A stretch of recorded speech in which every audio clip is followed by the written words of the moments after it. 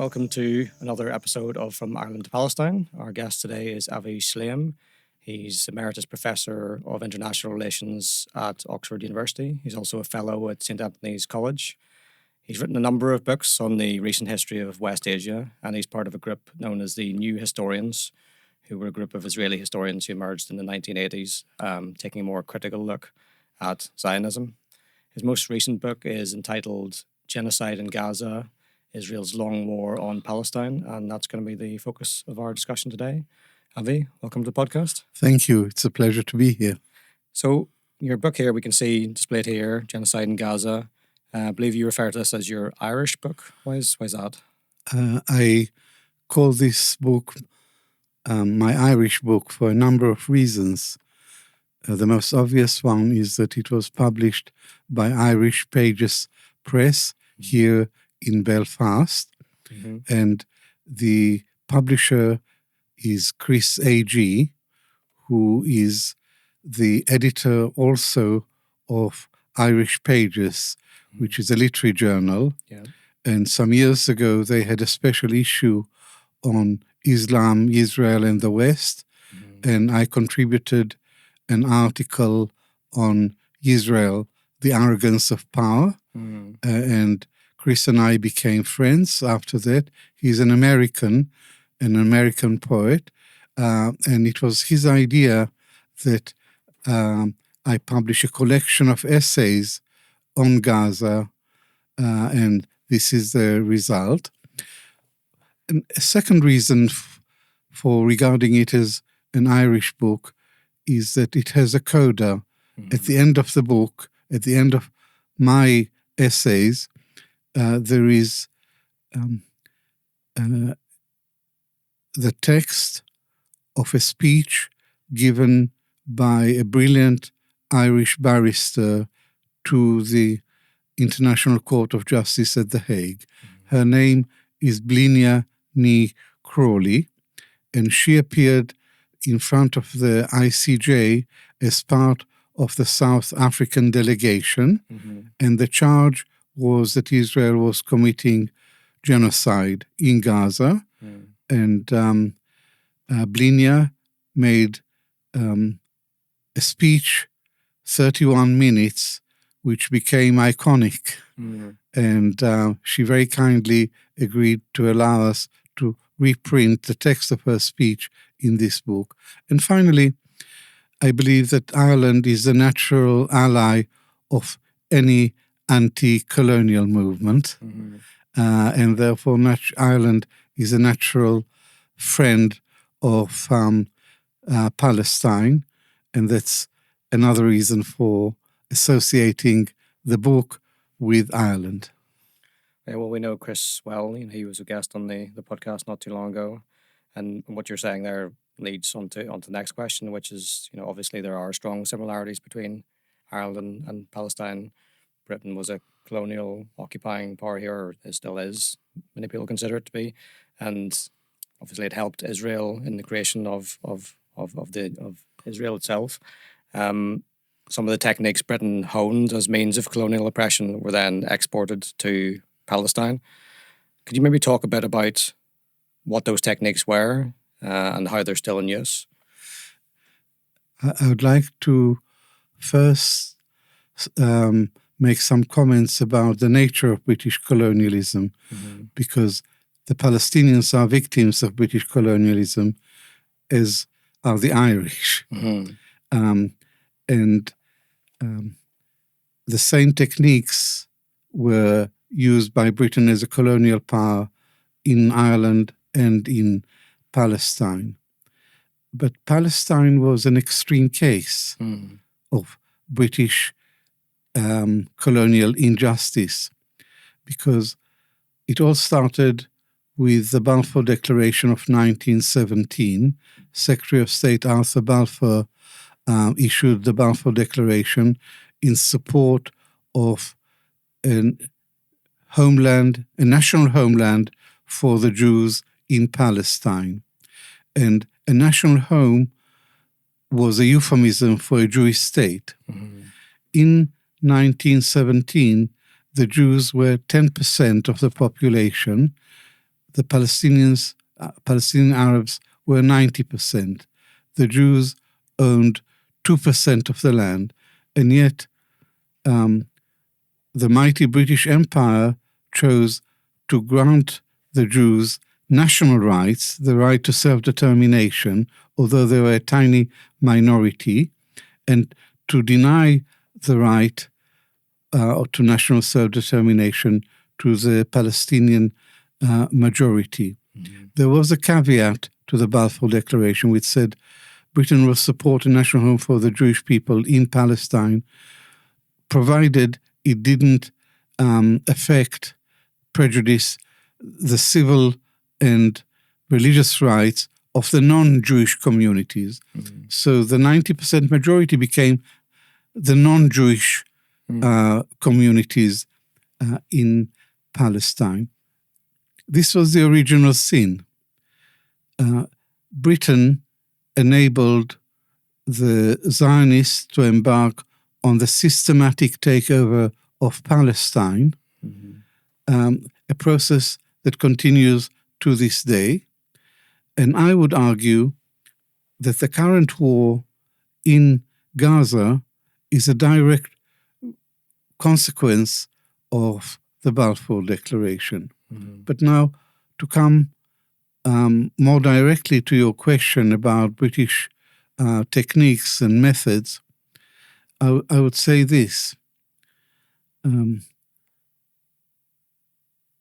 Britain never had the consensus or popular support for its rule in Palestine. Mm-hmm. In fact, the British mandate was not lawful. The Balfour Declaration was inserted by Britain into the League of Nations mandate, but that contravened the provision in the Covenant of the League of Nations, which said that the indigenous population has to be consulted. If the indigenous population had been consulted, there is no way they would have agreed to Britain being the mandatory power. Mm. And the League of Nations issued mandates to France over Syria and Lebanon, and to Britain over Iraq and Palestine. But the Palestine mandate was unique. All the other mandates called on the mandatory power to prepare the country for self-government, and when the country was ready for self-government, Britain would transfer, or the mandatory power would transfer power to the locals. Mm-hmm. The Palestine mandate was different because Britain inserted the Balfour Declaration into the League of Nations mandate. So what had been a vague British, non-committal British promise to the Zionists became an international instrument, and Britain had to enable the Jews to build a state of their own in Palestine. Mm-hmm. And the cornerstone of the British mandate in Palestine was to deny democracy until the Jews became a majority. So the British mandate in Palestine was unique in that Britain's job was not to prepare the local populations for self-government, but to enable the Jews from Europe to come and take over Palestine. Mm. And this is what happened. And Britain was extremely violent and repressive in putting down Arab resistance to the Zionist project. And in 1936, an Arab revolt against Britain and its Zionist proteges broke out. It lasted 3 years, and the British Army crushed the revolt with the utmost brutality, like collective punishment, like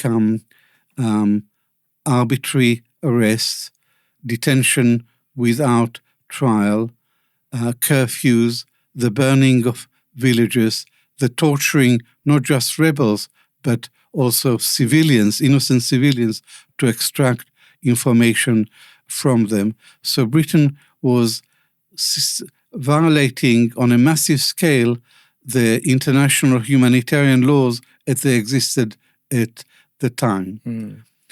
And it's commonly believed that Palestine was lost in the late 1940s. I would argue that Palestine was lost in the late 1930s because of the crushing manner, the violent manner in which Britain suppressed the Arab revolt. And there is a parallel here with British colonialism in Ireland. And interestingly, as you know, Arthur Balfour was also Secretary of State for Ireland, and he was a very reactionary and repressive Secretary of State, and he unleashed the Black and Tans on Ireland, and later the same violent and brutal Black and Tan was sent to Palestine to deal with Arab opposition to British rule. Yeah, there's obvious continuity there. In Britain hasn't been merely complicit in this genocide in Gaza, it's been a participant, and that's on top of all these historic crimes which you're detailing. Now, while that's largely the ruling class in Britain who are responsible for that, a large section of the population oppose what's going on in Gaza, there still is that ruling class, and there's still a decent chunk of the population who still have a bit of an imperial mindset. How do you think Britain shifts away from that? What do you think it would take? I mean, it was striking how much opprobrium came down on Corbyn and I think probably the main thing that the ruling class were opposed to was would have been his unique among potential British Prime Ministers, his shift towards an anti-colonial stance. So it seems like that's something rulers here are determined to protect, and it's a very difficult thing to shift. So what needs to take place before that happens? There is continuity in British foreign policy over a long period, over the last century. The political elite of both main political parties has always been very pro-Israeli, very, very one-sided in this conflict for which Britain was responsible. Jeremy Corbyn is very interesting in this context because he was the only leader of a major British political party who had a principal position in support of Palestinian rights. And he led a very successful Labour Party which had a good prospect of coming to power. And the prospect that Jeremy Corbyn will become Prime Minister was the reason that the Israel lobby mobilized against him and discredited him, besmirched him with false charges of anti-Semitism and destroyed his political career. Now, Jeremy Corbyn has been in public life for a long, long time, for decades. And his opponents weren't able to find a single sentence from him which is anti-Semitic. So it all became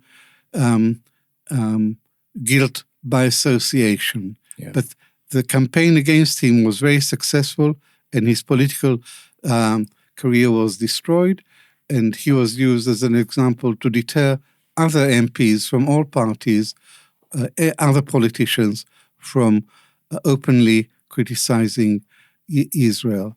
So that's a really ugly episode in British history in which the Israel lobby destroyed a very honest, principled politician because he was critical of Israel. Now, the last Labour Conservative government was very one-sided in its support for Israel, and that went for the last 5 Tory Prime Ministers. One would have expected something different from the Labour Party, because the Labour Party's manifesto in the last election said that if Labour is elected, they would recognize Palestine. No ifs and buts. It's a clear manifesto commitment. Labour was elected a year ago, and there was no recognition of Palestine. Mm-hmm. And Starmer kept saying, we will recognize Palestine when the time was right. But the time was never right until now, when there is genocide in Gaza and there is an international uproar and pressure on Britain and all other countries to recognize Palestine. So last week he made the fatuous comment that Britain may recognize Palestine at the UN conference annual meeting in September, but only if Israel doesn't renew humanitarian aid to Palestine, to Gaza, and only if there isn't a ceasefire. Well, this position is completely absurd. And Benjamin Netanyahu's response was that recognition would be a reward for terrorism. Well, it's not a reward for terrorism, and it's nothing new. The House of Commons voted overwhelmingly for recognizing Palestine back in 2014, but David Cameron completely disregarded this. So this is not a new idea. And Britain, because of its historic responsibility for the loss of Palestine, has a moral duty to recognize Palestine. But far from living up to this moral duty, Britain has a totally different policy, which is supportive of Israel, including Israeli breaches of international humanitarian law. And this is not just a political position or a diplomatic posture, it's practical, material British support for Israel in Gaza. The Royal Air Force has flown more than 500 intelligence missions over Gaza to help Israel. British bases in Britain, in Scotland, were used by Israeli aircraft to refuel on the way to America. And most seriously, and Britain also gave Israel diplomatic protection at the Security Council by using the veto using the veto against ceasefire resolutions. So there could have been ceasefire resolutions, but Britain voted with America to defeat them at the UN. But most important is British arms supplies to Israel. And this government, under pressure, withdrew arms export licenses to Israel, but only about 30 licenses were affected. That's about 10% of the total. So 90% of British arms supplies to Israel continue, despite the genocide. And in the meantime, more arms export licenses have been issued. And here, Britain is in violation of its duties under the 1948 Convention for the Prevention and Punishment of the Crime of Genocide. The ICJ has ruled that the South African charge of genocide is plausible, that there is a real risk that genocide is being committed in Gaza, and therefore Britain, as a member of that convention, has a duty to stop all arms supplies to Israel and all material support. But Starmer says there is no evidence that Israel is committing genocide. Well, there is overwhelming evidence, but by denying that Israel is committing genocide, he's also exonerating Britain, justifying the fact that Britain is supporting genocide. So I'll conclude by saying that, in my opinion, Britain isn't simply complicit in Israeli war crimes and in genocide. Britain is an active partner to Israel in perpetuating the genocide in Gaza. Mm. Yeah, absolutely. It's a participant, and so one of the reasons Stormers finds it difficult to condemn it, as you say, is because he's up to his neck in it as well. If he were to say Israel's committing genocide, that would be tantamount to saying I'm committing genocide. David Lammy's committing genocide.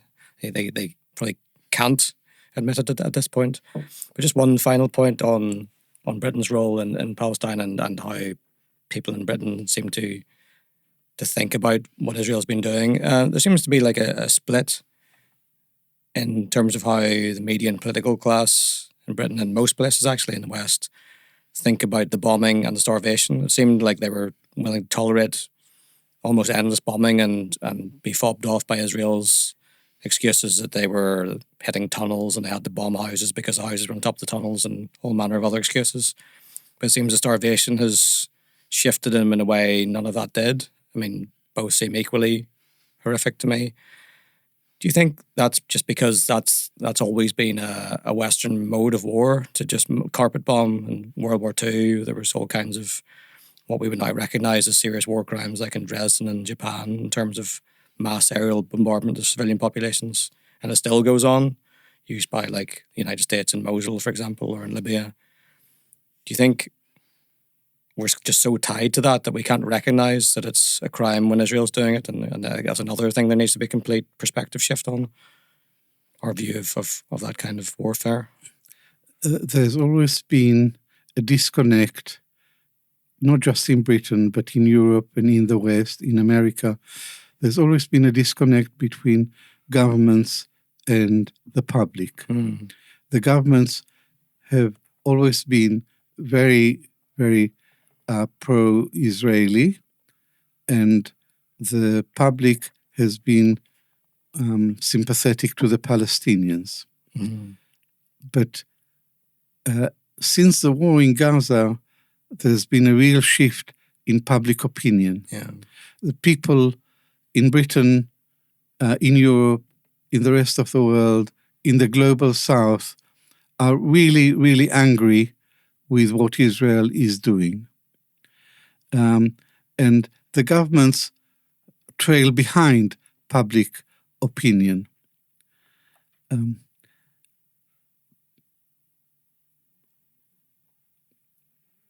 number of European countries have recognized Palestine as a result of Israeli atrocities in Gaza, led by Ireland. And then there's also Norway, Spain, and Slovenia. Yeah. So these are four European countries who have recognized Palestine. Now, Britain said it may.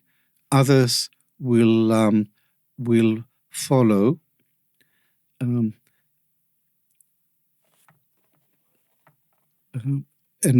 Britain is very, very contradictory in its position and very hesitant.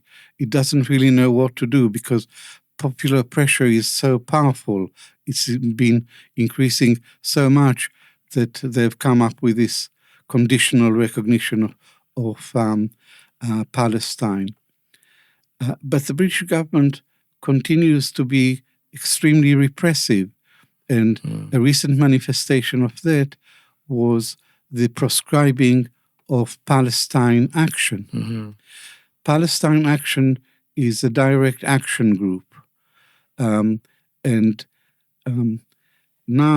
the Home Secretary has made it into a proscribed organization under the Terrorism Act. Mm-hmm. This doesn't make any sense at all because terrorism is the use of violence, the use of force against civilians for political reasons. Yeah.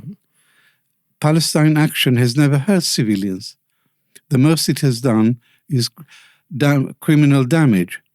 But more than that, the British government is supplying and supporting genocide in Gaza.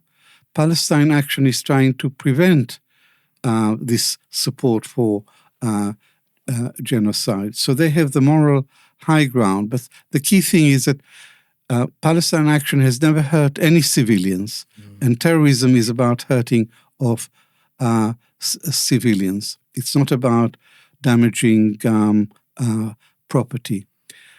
So now, according to the British government, Palestine Action is similar to Al-Qaeda or ISIS. These are real terrorist organizations because they target civilians, whereas Palestine Action is not. And that's why, again, there is so much popular resentment and protest against this latest British government move. So just moving away from Britain's culpability in it and Western powers generally, and a bit more to Israel's role in it, which is obviously the main party responsible. You use a phrase a few times in the book, depraved indifference or depraved heart, which are legal terms used to describe a kind of recklessness in criminality, where you maybe aren't directly meaning to cause harm, but your behavior is so reckless that inadvertently, or as part of what you're doing, you cause harm.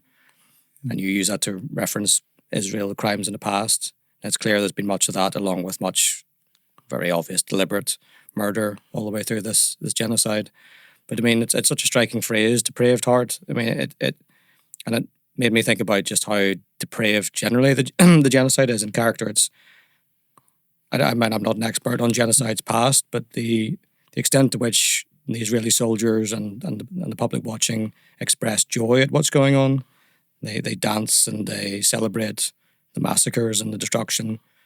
Are you aware of historical precedent for that? And if so, what explains it in those contexts and in the current context of Israeli society?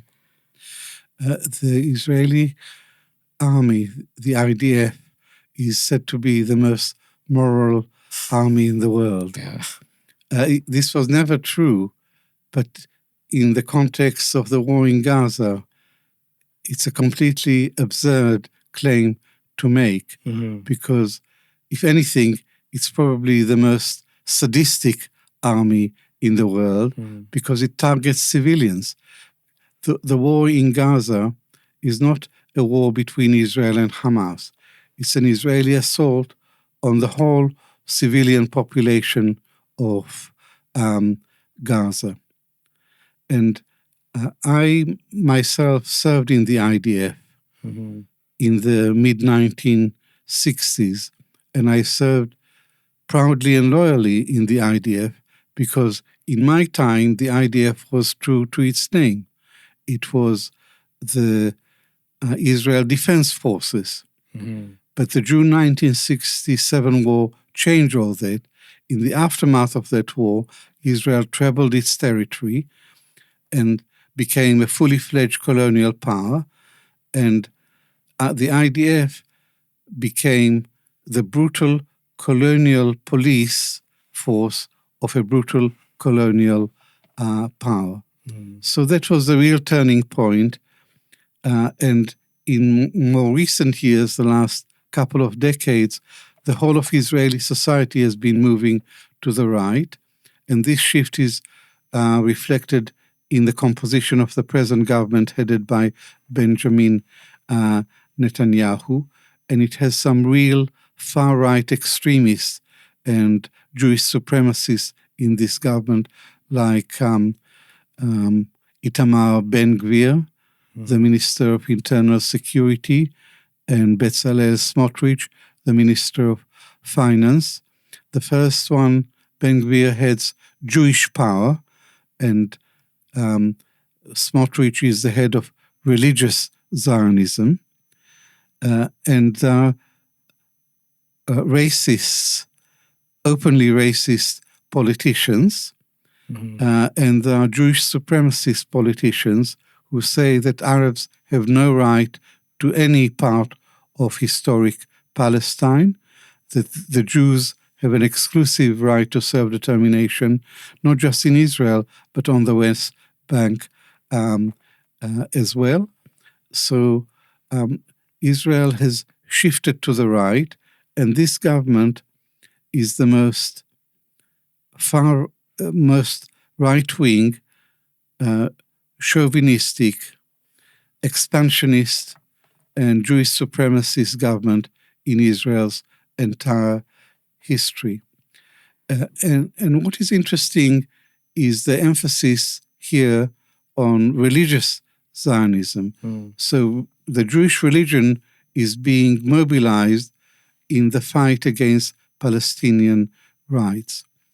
But the core values and as a result, Israel today the Israeli government is alienating Jews all around the world. Yeah. The core values of Judaism are altruism, truth, justice, and peace. The Netanyahu government is the antithesis of these core Jewish values. The essence of the essence of Judaism is nonviolence. And the defining feature of this government is violence, indiscriminate violence against Palestinian civilians. So no wonder more and more groups around the world of Jews are saying, not in our name, dissociating themselves from Israel. And I belong to a number of such groups like Independent Jewish Voices, Jewish Voice for Labor, Jews for Justice for Palestinians, Free Speech on Palestine, Free Speech on Israel, Na'amod, and so on. So the present Israeli government is not just a menace and a catastrophe for Palestinians everywhere in Palestine, not just Gaza, but also the West Bank and East Jerusalem. It's a real threat. It's a moral embarrassment and a real threat to Jews everywhere. And more Jews recognize that and therefore are more openly critical of the Israeli government. And to return to your point about moral depravity, this government is morally bankrupt, and it's debased the whole notion of Judaism. And what is more significant is that the International Criminal Court has issued arrest warrants against Benjamin Netanyahu and his former defense minister Yoav Gallant. This is unprecedented for the leader of the Jewish state to be depicted as a war criminal by the ICC. So this government has brought Israel, it's destroyed what little was left of Israel's moral standing. You mentioned there how in its early days, maybe the IDF or the IOF is usually referred to here, the Israeli occupation forces, in its early days did adhere to its sort of its own charter, its own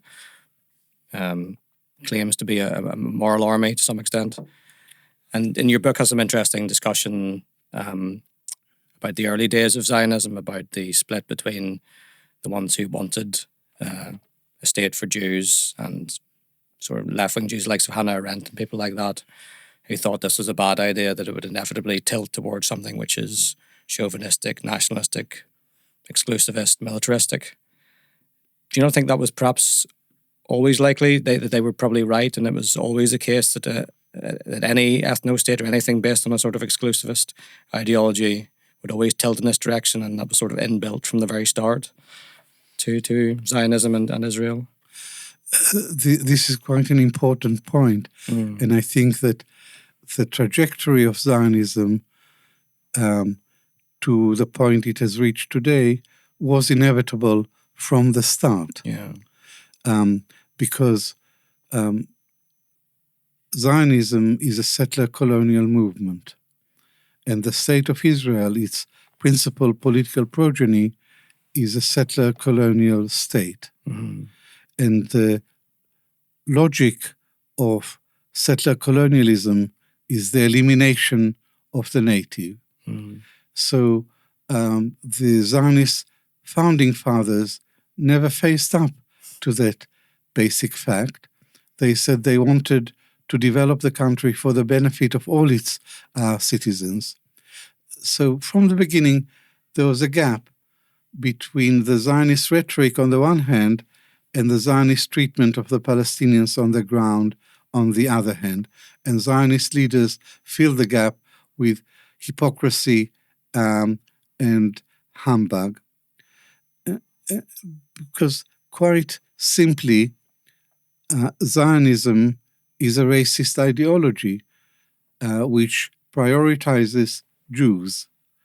And today, Israel is the only member of the United Nations which is officially racist. And I'm referring here to the 2018 Jewish nation-state law, which says that Jews have a unique right to self-determination in Israel. In other words, Arabs don't have that right. And it means that even if the Jews were a minority in Israel, they would still have a unique right to self-determination. So this creates two classes of citizens. But the present government is even more extreme than this racist law, because the basic principles of the government that were submitted to the Knesset to approve the government, to vote it in, the basic principles say Jews have an exclusive right to self-determination in the whole land of Israel. The whole land of Israel includes what they call Judea and Samaria, or the West Bank. So this is a flat denial of any national rights to the Palestinians anywhere in Palestine. And that's a racist, so it's a racist state. And Hannah Arendt was one of the early critics of Zionism who pointed to this problem about an exclusive Jewish state. And the solution she came up with was a binational state. That is, one state in the whole space with overarching institutions, but with each community having its own institutions that express their national aspirations. And I'm an admirer of Hannah Arendt, and this is my position today. I used to support a two-state solution to the conflict, but Israel killed the two-state solution by territorial expansion, by building more and more illegal settlements, by annexing East Jerusalem, by building the security barrier on the West Bank, which is more about land grabbing than about security. Israel killed the possibility of a viable Palestinian state. And if there is any doubt about Israel's opposition to a Palestinian state, the Knesset just passed a law against the Palestinian state. So there isn't any doubt that Israel will resist a Palestinian state in any shape or form. And the agenda of the extremists in the present government, the open agenda, is the ethnic cleansing of Palestine and the formal annexation of the West Bank. So the choice today is not between the present state of affairs and a two-state solution. The two-state solution is dead. It doesn't exist anymore. The real choice today is between the status quo, which is Israeli apartheid, or one state, binational state, with equal rights for all the citizens. And in Oxford last summer, the students had protests and an encampment and I supported the students in the protest. And they gave me a T-shirt with the university logo, which says, "From the river to the sea." And then I was accused of being anti-Semitic, of calling for the violent destruction of the state of Israel. But that's not what I mean by from the river to the sea. I mean by that all the people who live in this space should have equal rights, should be able to live in freedom and have equal rights. And the emphasis is on equal rights, because that's an essential component of democracy, that all citizens, that you don't have classes of citizens, that all citizens have equal rights. So this is my position today.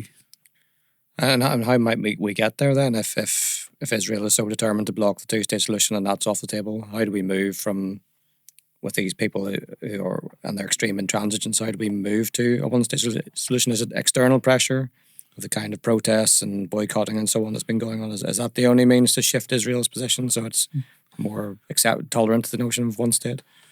The impulse to change from apartheid to a fairer system is not going to come from inside Israel, because the settlers and the extremists are dominant. The settlers in particular are a minority, but they have a lot of political clout. Ministers who are settlers sit in the government. More and more, a higher proportion of the officer corps, maybe about 30% of the officer corps are now religious Zionists, whereas in my time there were hardly any religious officers in the IDF. So the whole of Israeli society has been shifting to the right and towards Jewish supremacy. And therefore,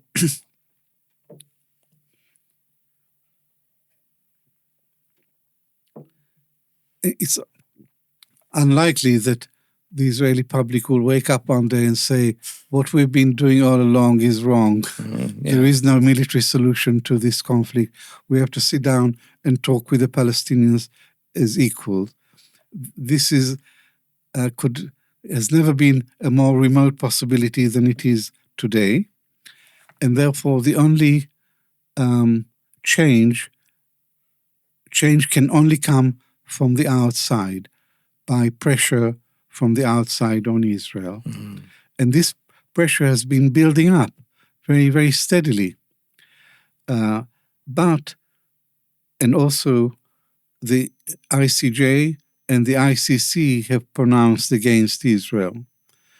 But America supports Israel, and America has the veto in the Security Council. And the Israeli calculation is, as so long as they have American support, they can ignore the rest of the international community. So for change to come from the outside, the American position would have to change. At the moment, it's not very likely, but in the longer term, I'm sure it will happen.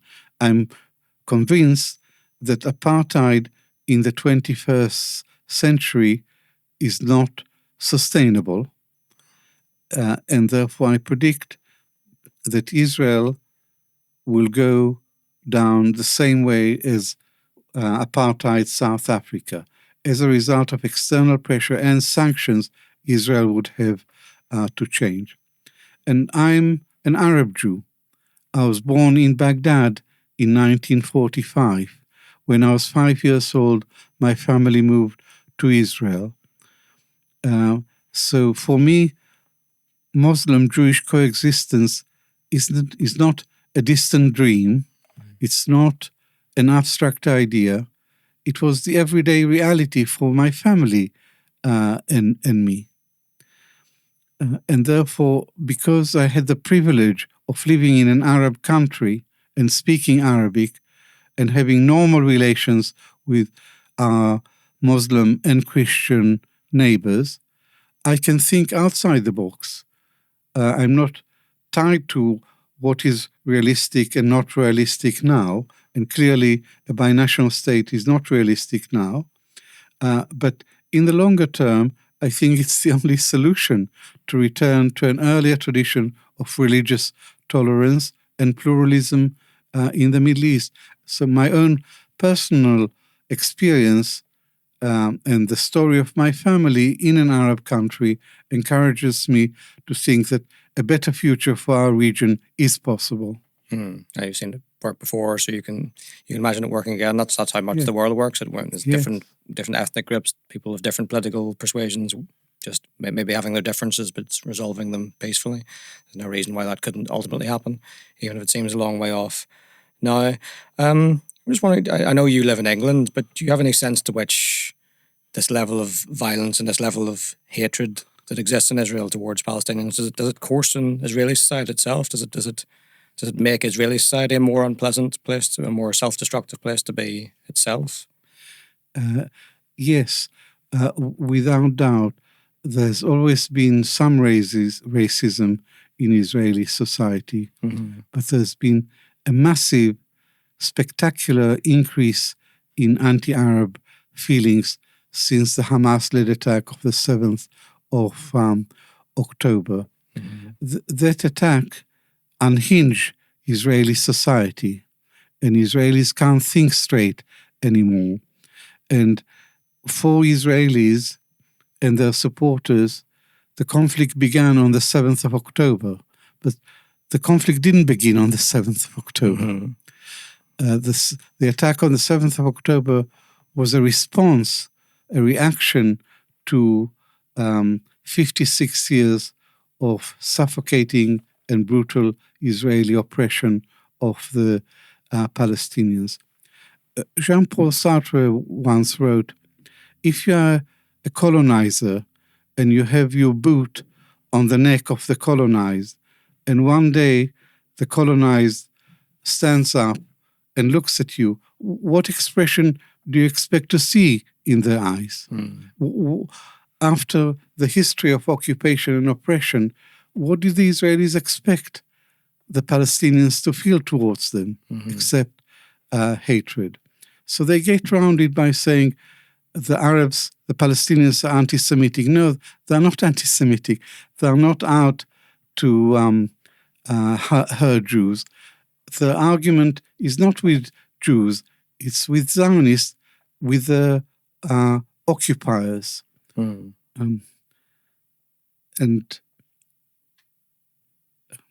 the Israelis used to say that the Palestinians are anti-Semitic. An Israeli Minister of Defense said recently that 2 million Palestinians on the West Bank, they're all Nazis. So this notion that Hamas represents the whole of Palestinian society and that they're all Nazis dominates the Israeli psyche, and therefore they can't think in a constructive way about the future. They want revenge, and revenge is not a policy, and it doesn't offer any way out. Yeah, there's a very striking chapter in your book where just documents in detail. It goes through all the quotes, which we all familiar with now, like Gallant wanting to cut off water and fuel and referring to human animals, and Netanyahu going on about Amalek, and then just all the crimes. I couldn't read it in one go. It was that unpleasant. I had to take a break and come back to it. But yeah, there is that kind of horror to it. It's very clear. Sometimes it's referred to as a kind of gangsterism Israel indulges in, and you quote in your book Sir John Troutbeck, a British diplomat who wrote a memo to the British government in 1948 saying the US is creating a gangster state with a thoroughly unscrupulous set of leaders. And you say in response, it's debatable whether Israel is a gangster state. I'm just wondering how you feel about now. I mean, there's a striking example of them intimidating the ICC chief prosecutor, I believe it's Fatou Bensouda, who was investigating Israel for war crimes, and they apparently said to him, You don't want to be, I'll quote directly, you don't want to be getting into things that could compromise your security of that or your family. And that sounds very much like a mafia style threat. Do you think, in light of things like that and what's going on in Gaza, Israel is or is becoming a gangster state?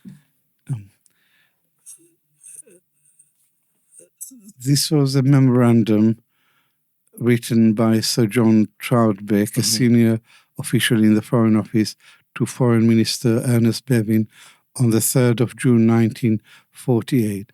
And he complained about the American role in the creation of Israel. And he said the Americans have helped to create a gangster state with a thoroughly unscrupulous set of leaders. I used to think that this judgment is too harsh. But Israel's record in Gaza bears it out. The first Israeli assault on Gaza was Operation Cast Lead in December 2008.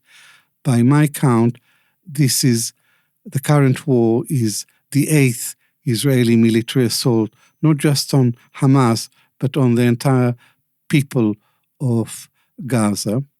That is the use of force against civilians for a political purpose. So all these Israeli operations I regard as state terrorism. And when I look at Israel today, when I look at its Prime Minister, Benjamin Netanyahu, I certainly think that it behaves like a gangster state and he behaves like a mafioso. He has a dubious distinction of being a fugitive from justice at home and abroad. At home, he is on trial for very serious corruption charges, which he keeps postponing in order to survive in power. And one of his main reasons for continuing the war in Gaza is to stay out of prison. But he's also a fugitive from international justice because the ICC has issued an arrest warrant against him. And yes, Israel uses